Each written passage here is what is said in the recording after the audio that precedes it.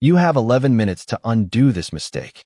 Evelyn Carter's voice was quiet, but it carried across the rain-darkened sidewalk with enough weight to make every neighbor turn toward her porch. Officer Daniel Whitmore stared at the 62-year-old black woman standing beside the front door of the home she had owned for more than 3 decades, then glanced at the silver watch on his wrist and laughed. 11 minutes? He said. Lady, in 11 minutes, this house won't be your problem anymore.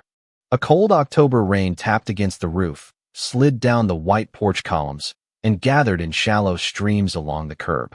Behind Whitmore, 2 city contractors waited beside a moving truck while a locksmith stood near the front steps holding a metal case. On the lawn, a bright orange eviction notice had been pushed into the wet ground like a warning. Evelyn's hands remained steady at her sides. She wore a dark blue coat over a simple gray dress, and although the wind tugged at her silver-streaked curls, she did not step back. This was the house where her husband had carried her across the threshold in 1988. The house where her son had learned to walk, where birthday candles had been blown out, where uniforms had been pressed before long departures, and where one folded American flag rested in a wooden case above the fireplace. To Whitmore, it was only an address. To Evelyn, it was the last place in the world where every room still remembered her family's name. I showed you the deed, she said. I showed you the tax records. I showed you the court letter proving this eviction was never approved. Whitmore barely looked at the folder lying open on the porch table. The papers inside were dry, carefully organized, and marked with the county seal. He had not read a single page. People bring fake documents all the time, he replied. You expect me to believe you own a property worth this much? The words settled over the porch more heavily than the rain. Across the street, James Holloway lowered the umbrella he had been holding over his head. Beside the patrol car, Officer Sarah Mitchell looked toward Whitmore, then toward the blinking red light on her body camera. Evelyn noticed both reactions. She noticed everything. The contractors avoiding her eyes. The locksmith shifting uneasily. The neighbors gathering beneath porches and carports. The way Whitmore's hand rested near his belt, not because there was danger, but because he wanted everyone to remember who wore the badge. This is my home, Evelyn said. Whitmore stepped closer, not according to the order. He pulled a folded document from his jacket and held it inches from her face. The signature at the bottom looked official from a distance. Evelyn had already recognized the problem. The judge named on the page had retired 6 months earlier. That order is false, she said. And you know it. For one brief second, Whitmore's smile disappeared. Then it returned, colder than before. He turned toward the locksmith. Open the door. Sarah took one step forward. Officer Whitmore, maybe we should verify the file number first. He did not look at her. Turn off your camera. Silence moved through the crowd. Sarah's hand rose slowly toward the device on her uniform, but the small red light remained on. Evelyn looked down at her husband's old watch, now fastened around her wrist. 11 minutes had become 9. Somewhere beyond the gray rooftops, a phone call had already been answered. Somewhere on a highway less than 5 miles away, a line of dark vehicles had changed direction. Whitmore pointed toward the front door again, convinced that the woman before him had no influence, no protection, and no one important enough to stop him. Evelyn raised her eyes and met his. You still have time, she said. Not much, but enough to decide what kind of man that badge belongs to. The locksmith hesitated with one hand resting on the metal case. Rain gathered on the brim of his cap and fell in slow drops onto the porch boards. He looked at Evelyn, then at Officer Whitmore, as though waiting for someone to say this had gone far enough. No one did. Whitmore pointed at the front door again. You were given an order, he said. The locksmith opened the case, but his movements had lost their certainty. Evelyn watched him kneel beside the lock her husband had installed 20 years earlier. Samuel Carter had measured the frame twice, complained about the instructions, and laughed when the new key stuck on the first try. Marcus had been home from the United States Naval Academy that weekend, still young enough to tease his father and old enough to understand why the house mattered. It had been purchased when banks rarely welcomed families like theirs. Samuel had worked nights at the rail yard. Evelyn had taught elementary school during the day and cleaned offices 3 evenings a week. Every mortgage payment had been written into a small blue ledger that still rested in the desk beside the living room window. Whitmore saw an aging house on valuable land. Evelyn saw the proof of every sacrifice her family had survived. "Do not touch that lock," she said. Her voice remained calm, but the locksmith stopped. Whitmore turned toward her with open irritation. "You are in no position to give instructions." He reached for the folder on the porch table, flipped through several pages without reading them, then let the document slide onto the wet boards. The county deed landed face up. Sarah Mitchell moved quickly and lifted it before the rain could ruin the seal. "This appears authentic," she said. Whitmore looked at her body camera. The red light was still glowing. "I told you to turn that off." Sarah met his eyes. "Department policy requires continuous recording during an eviction dispute." For the first time, uncertainty crossed his face. It vanished almost immediately. "Then record this." She refused a lawful order. Evelyn looked at the paper in Sarah's hand. "Ask him why the case number belongs to a commercial zoning request from 2 years ago." Sarah lowered her gaze to the document Whitmore had presented. She read the number once, then again. James Holloway called from across the street. She is right. The zoning board used that number when Holbrook tried to buy the corner lots. A low murmur passed through the neighbors. Richard Holbrook's name changed the air. Everyone on the block knew the developer. He had offered cash, made promises, and sent letters warning that property values would collapse if residents refused to sell. Most families had left. Evelyn had stayed. Whitmore stepped down from the porch and faced the crowd. "This is official police business. Return to your homes." No one moved. Evelyn checked the watch again. 6 minutes remained. Inside the house, the grandfather clock struck the quarter hour, each note deep and familiar. On the mantel above it stood a photograph of Marcus in dress whites beside his parents. The frame showed only his shoulders and face. His rank insignia was hidden behind Samuel's folded flag. Whitmore could not see it from the porch. He could not see the convoy moving through the next intersection either.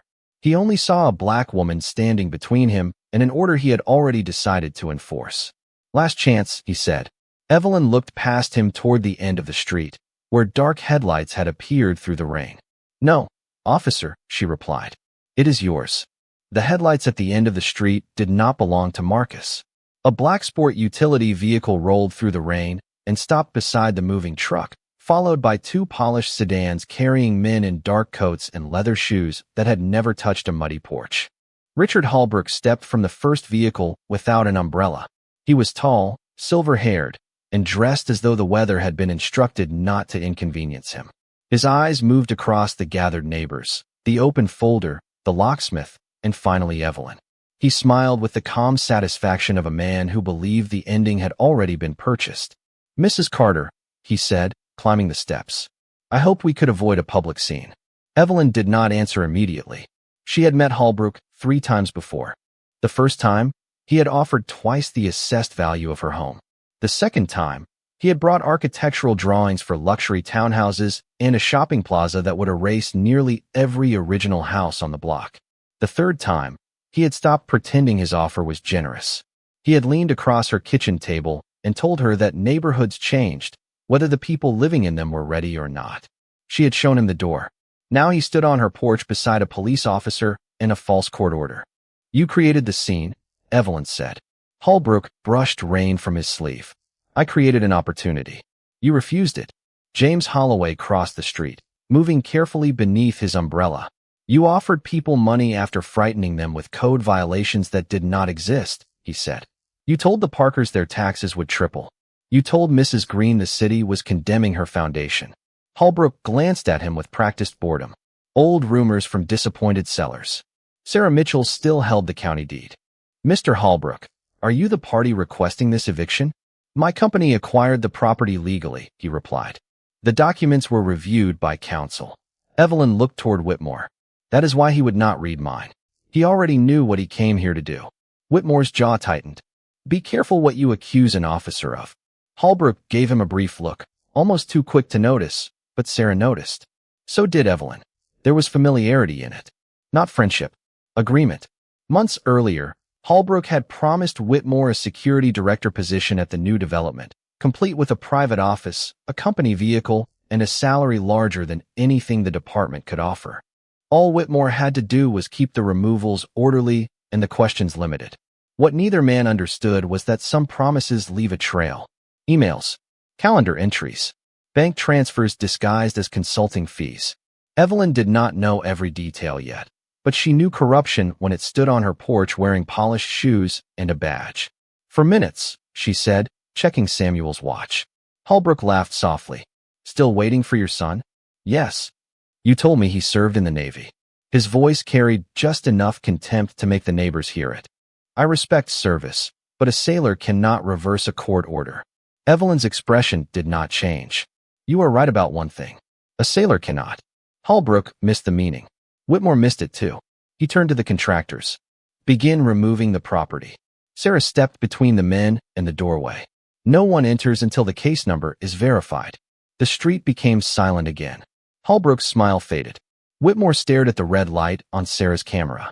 Then, from somewhere beyond the next block, came the low-coordinated sound of several engines approaching together. This time, Evelyn did not look surprised. The first vehicle turned onto the block, but Whitmore did not wait to see who was inside. He stepped past Sarah Mitchell and signaled to the contractors. Remove the boxes from the front room, he ordered. The men remained still.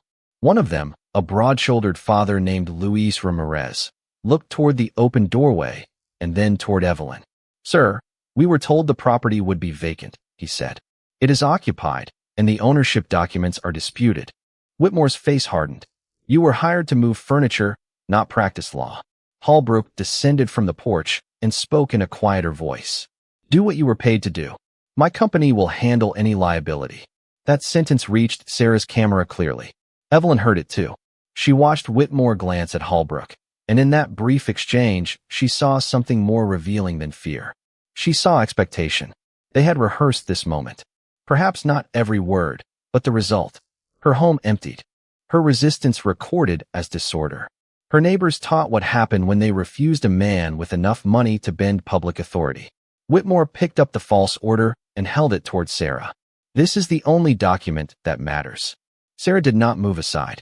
The issuing judge retired 6 months ago. The file number does not match the property. Dispatch has not confirmed the warrant. I am your senior officer. You are also being recorded. The rain seemed to grow quieter.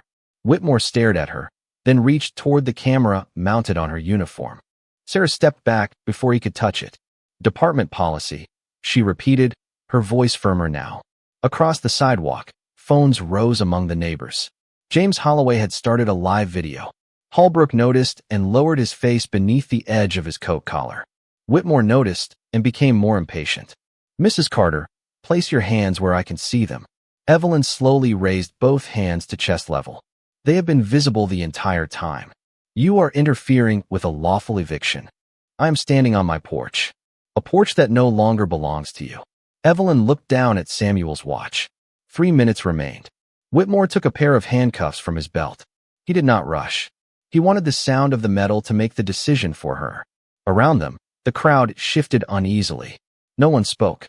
Imagine watching a woman who had spent 34 years paying for every board, every window, and every square foot of that home being treated like a stranger at her own front door. Imagine seeing evidence ignored because the person holding it did not fit someone else's idea of ownership. Evelyn lowered her hands and extended her wrists without surrendering her dignity. You should understand something before you do this, she said. A uniform does not make an unlawful order lawful. Whitmore secured the cuffs loosely enough to avoid visible injury, but tightly enough to make his message clear. Save the speech for court. Behind him, one contractor carried a wooden box from the entry table. His boot caught the edge of the porch rug, and the lid slipped open. A Navy commendation medal rolled across the wet boards and stopped beside Whitmore's shoe. He picked it up, examined the blue ribbon, and smiled. Your husband plays sailor? Evelyn looked at the medal, then at him. That did not belong to my husband. Holbrook turned toward her. Whitmore's smile weakened. At the end of the street, 3 dark government vehicles slowed in perfect formation. The lead vehicle stopped exactly 2 houses away. Samuel's watch marked 2 minutes. Evelyn lifted her chin. You were warned, she said. The doors of the lead vehicle opened at the same moment. 2 uniformed naval officers stepped onto the wet pavement, followed by a woman carrying a sealed document case and a man in a dark overcoat with a federal identification badge clipped inside his jacket. Whitmore watched them approach, but his confidence did not disappear yet. He had seen officials before. He had learned that most people, no matter how important they looked, hesitated when challenged by a badge. "This is an active police matter," he called. "Remain behind the sidewalk." None of them answered. The second vehicle stopped behind the first, and another pair of officers emerged. Their movements were measured, silent, and perfectly coordinated. Holbrook took one step backward. Unlike Whitmore, he recognized the insignia on their uniforms. He looked toward Evelyn, then toward the medals still resting in Whitmore's hand. "Who exactly is your son?" he asked. Evelyn did not answer. Samuel's watch marked 1 minute. The rear door of the third vehicle remained closed. Rain traced narrow lines across its dark windows. Sarah Mitchell kept her body camera pointed toward the porch. James Holloway continued recording from across the street. The contractor stood beside the moving truck, unwilling to touch another item. The entire block seemed to be waiting for a single door to open. Whitmore raised his voice. "Mrs. Carter is under temporary detention for obstructing a lawful eviction. Anyone interfering will be documented." The woman with the sealed case stopped at the bottom of the steps. "Officer, who authorized the eviction?" she asked. "County Civil Court." "Which judge?" Whitmore glanced at the paper. "Judge Franklin Mercer." She opened the case, removed a folder, and looked directly at him. "Judge Mercer retired 6 months ago. His signature has not been valid on new orders since April." Sarah's expression tightened. Holbrook looked toward his vehicle as though considering whether he could leave without drawing attention. Whitmore did not move. "I followed the paperwork provided to the department." "There is no department entry for this address," Sarah said. "Dispatch confirmed it 30 seconds ago." That was the first moment Whitmore understood the ground beneath him was changing. He turned toward Holbrook. The developer avoided his eyes. Evelyn stood quietly with the cuffs still around her wrists. She could have smiled. She did not. She had spent her life teaching children that dignity was not the same as silence and patience was not the same as weakness. She had also taught Marcus that real authority revealed itself through restraint. The rear door finally opened. A polished black shoe touched the pavement. Then another. Rear Admiral Marcus Carter stepped into the rain, wearing his service dress, white uniform beneath a dark naval overcoat. Silver stars rested on his shoulder boards. Rows of ribbons crossed his chest. The officers beside the vehicles came to attention. Every conversation stopped. Whitmore stared at Marcus, then at the medal in his own hand. It was not Samuel's medal. It belonged to the man now walking toward the porch. Marcus did not look at Whitmore first. He looked at his mother. His eyes settled on the handcuffs, then on the scattered documents, then on the open doorway of the home where he had grown up. For 1 second, the discipline in his face gave way to something deeply human. Hurt, not because his mother appeared afraid. She did not. Because someone had looked at her life, her work, and her home, and decided they could be taken without question. Marcus climbed the steps slowly. Whitmore straightened, searching for the right tone. "Sir, I can explain." Marcus knelt beside the medal, took it gently from Whitmore's hand, and wiped the rain from its surface with his glove. Then he rose and faced the officer. "You will have that opportunity," he said. "But first, you are going to remove those handcuffs from my mother." Whitmore looked from Marcus to the naval officers standing in the rain, then toward Sarah Mitchell and the red light on her camera. The confidence that had carried him onto the porch was gone, but pride still held him in place. "Rear Admiral, I understand this is your mother, but I was acting under a court order." Marcus did not raise his voice. "Then you should have verified the order before placing her in handcuffs." Whitmore reached for the key at his belt. His hands moved more slowly now. The small click of the cuffs opening sounded louder than the ring. Evelyn brought her wrists forward and rubbed them gently, not from pain, but from the insult of what the metal had represented. Marcus removed his overcoat and placed it around her shoulders. For a moment, neither of them spoke. He had commanded ships, advised senior defense officials, and stood before rooms filled with officers waiting for his decisions. Yet on that porch, he was simply a son looking at the woman who had taught him what honor meant. "Are you all right, Mother?" he asked. Evelyn nodded. "I am now, but this is not only about me."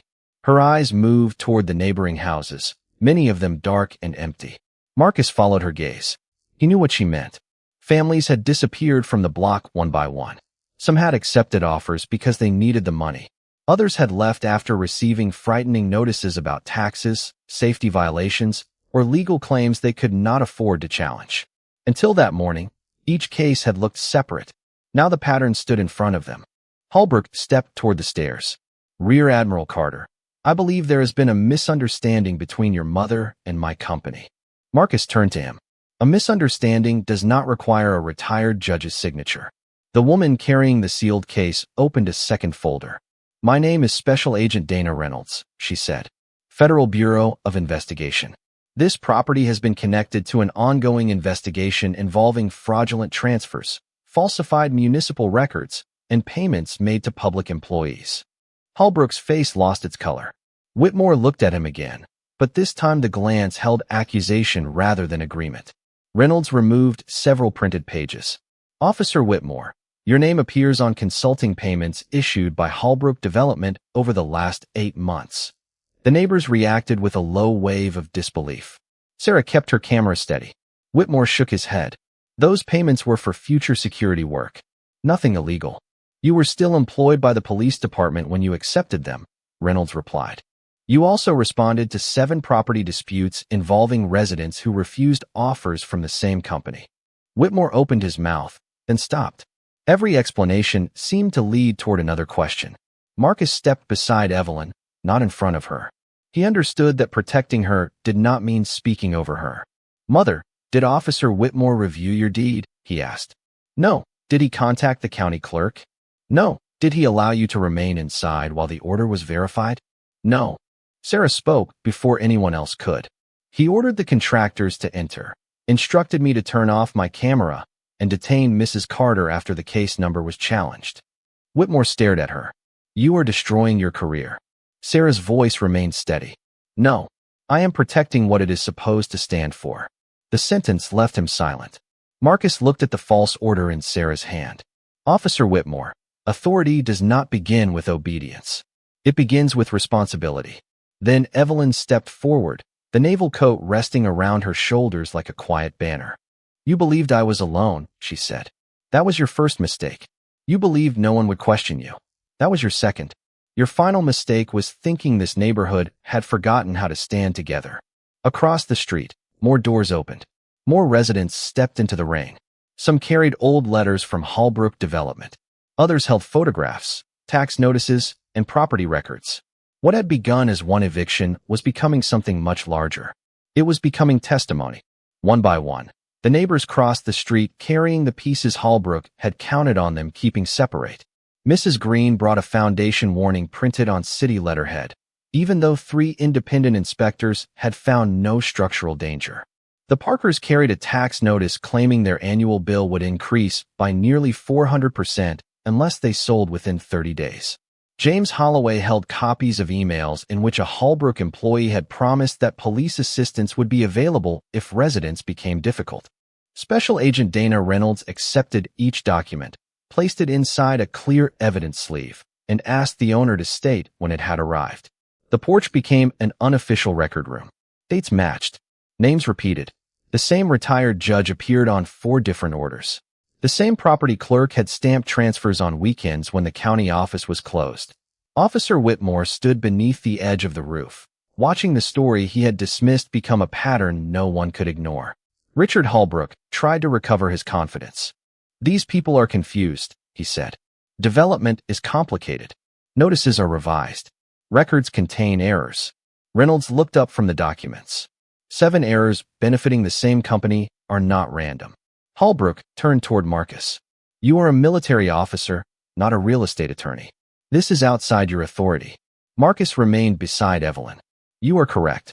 I did not come here to exercise military authority over civilians." For a moment, Holbrook seemed relieved. Then Marcus continued.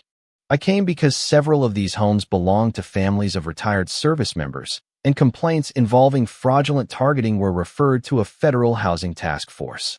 My role was to identify the affected military families. My mother's address appeared in the evidence yesterday." Evelyn looked at him. Until that moment, she had believed his arrival was only the answer to her call. Now she understood that he had already been traveling toward the neighborhood when she reached him. The investigation had begun before Whitmore stepped onto her porch. Her call had not created the reckoning. It had exposed how far the scheme was willing to go. Reynolds opened the sealed document case and removed a court-authorized search order for Holbrook Development's local office. She also produced copies of financial records showing monthly payments to a private consulting company registered at Whitmore's home address. "Officer Whitmore," she said, "did you disclose this outside employment to your department?" He looked toward Sarah. She did not look away. "It was informal," he answered. "There was no contract." Reynolds placed a printed email on the porch table. This message lists a start date, salary, vehicle allowance, and a bonus for successful property clearance. The word successful property clearance hung in the air. Whitmore's face changed. He turned toward Holbrook. "You said those emails were deleted." Holbrook closed his eyes for half a second. It was the smallest mistake he had made all morning and the most revealing. Sarah's body camera captured every word. James Holloway's phone captured every expression. Reynolds did not smile. "Thank you, officer. That statement will be preserved." Holbrook stepped toward his vehicle, but two federal agents moved calmly into his path and informed him that he was required to remain available for questioning. No one shouted. No one needed to. The power on the street had already shifted from intimidation to evidence. Evelyn walked to the porch table and gathered her damp property records. Marcus offered to help, but she gently shook her head. She wanted Whitmore to see her lift every page he had ignored. "You thought these papers were worthless because they came from my hands," she said. "Now the same papers are speaking in a voice you cannot silence." Marcus looked across the block at the residents standing together in the rain. "This investigation will review every disputed transfer connected to Holbrook Development," he said. "No family will have to face it alone." For the first time that morning, Evelyn allowed herself a small smile.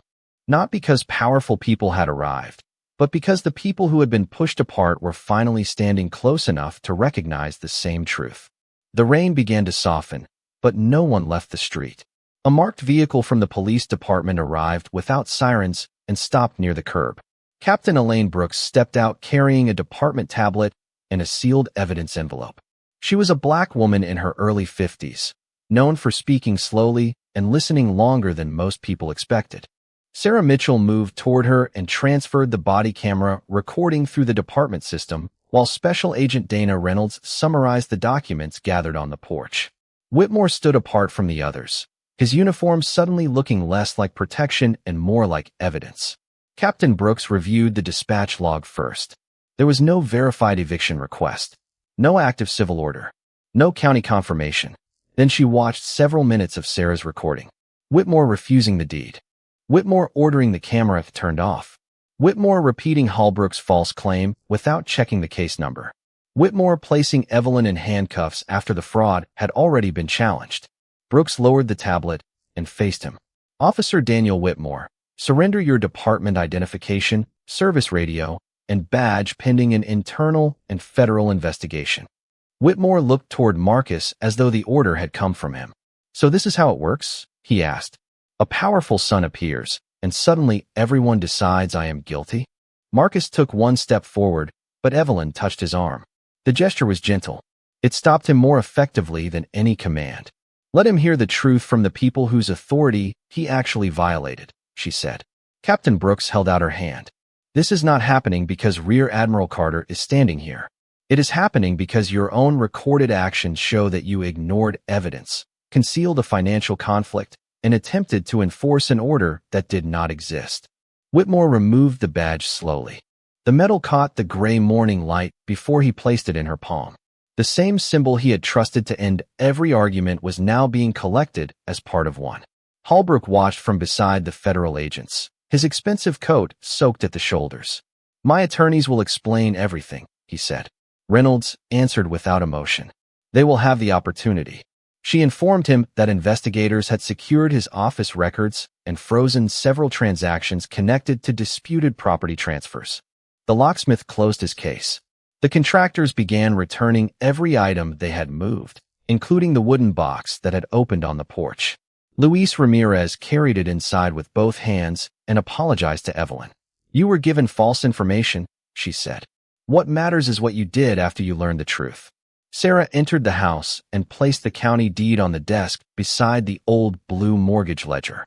When she returned, she removed her hat and looked at Evelyn. "I should have challenged him sooner." Evelyn studied the young officer's face. Courage is rarely early, she said.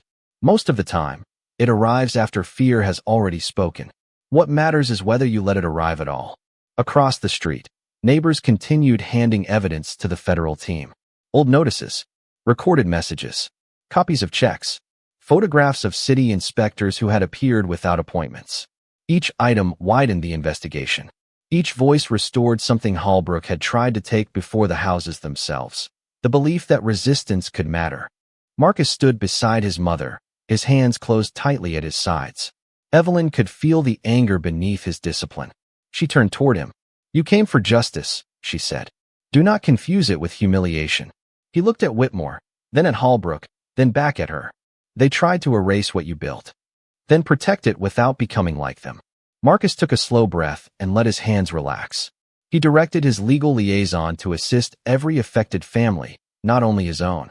He requested temporary housing support for residents already displaced and ordered a full review of properties connected to veterans and surviving spouses.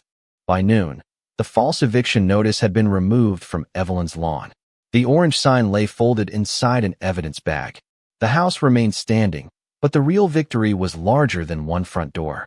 A system that had depended on silence was now surrounded by witnesses, records, and people who had finally decided to speak together.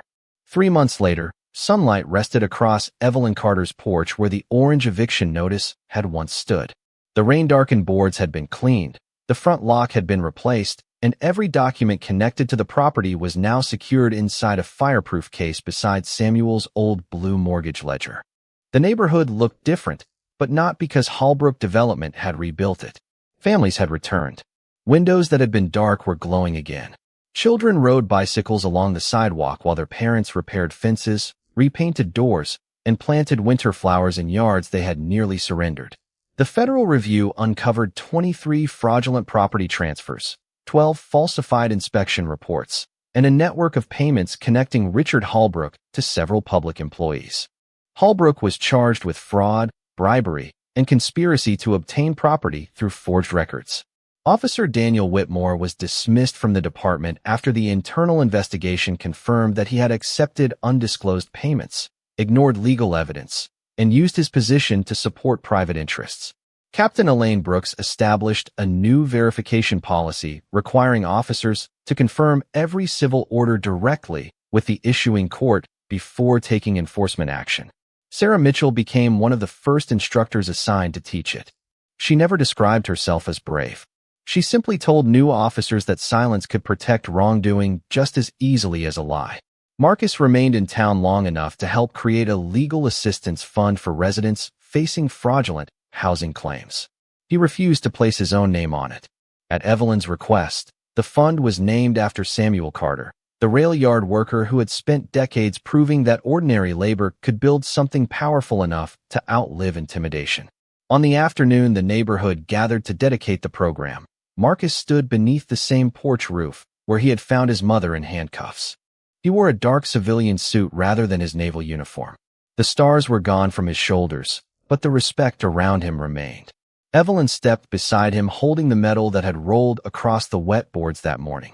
She had cleaned the ribbon and placed it inside a small wooden frame. "This belongs in the house," Marcus said. Evelyn shook her head. "It belongs where people can see what service is supposed to mean." She mounted it inside the community center beside photographs of families who had reclaimed their homes. James Holloway placed his original property deed beneath it.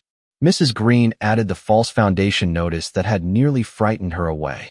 What had once been used to isolate them now became evidence of what they had survived together.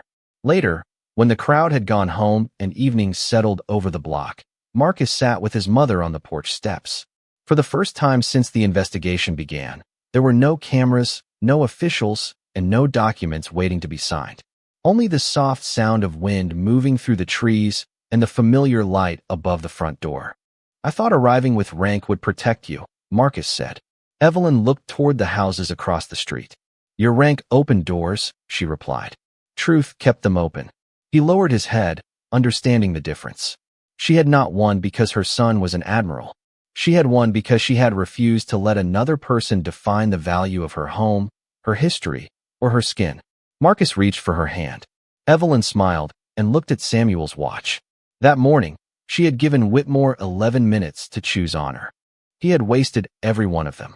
Yet justice had taken longer, because real justice was not a moment of humiliation.